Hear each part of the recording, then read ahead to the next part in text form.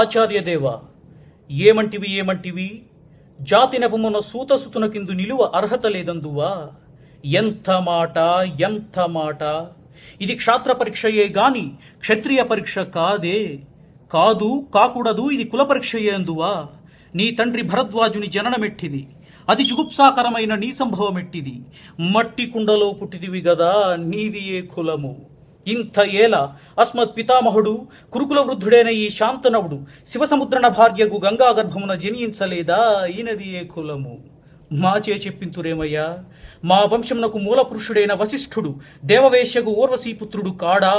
అతడు పంచమజాతి కన్యైన అరుంధతి యందు శక్తిని, ఆ శక్తి చండాలాంగని యందు పరాశరుని, ఆ పరాశరుడు పల్లెపడిచైన మత్స్యగంధి యందు మా తాత వ్యాసుని, ఆ వ్యాసుడు విధవరాండ్రైన మా పితామహి అంబికతో మా తండ్రిని, పినపితామహి అంబాలికతో మా పినతండ్రి పాండురాజును, మా ఇంటి దాసితో ధర్మ నిర్మాణజనుడని మీచే కీర్తింపబడుచున్న ఈ విదురదేవుని కనలేదా. సందర్భావసరమును బట్టి క్షేత్ర బీజ ప్రాధాన్యములతో సంకరమైన మా కురువంశము ఏనాడో కులహీనమైనది కాగా నేడు కులము అను ఈ వ్యర్థవాదములెందులకు.